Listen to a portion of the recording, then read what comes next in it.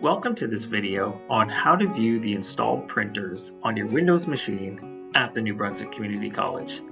And so the first thing you're going to do is on your Windows laptop, you're going to scroll way down to the lower right hand corner of the screen, and there's a little icon right here, a little arrow pointing upwards right here, which will open up the task tray as soon as I click on it with my mouse.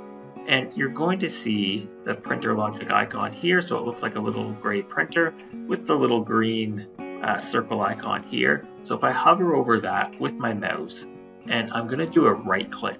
So instead of clicking on the icon with my mouse, I'm just going to do a right click on my mouse, and it's going to bring up these options right here. So if I want to view the printers that I have installed, I can just choose this View Installed Printers option right here.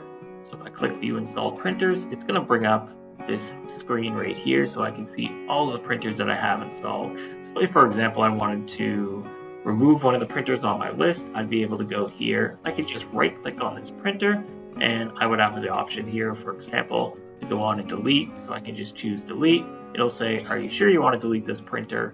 And if you do, you'll say yes, and then you'll be able to delete the printer from your list.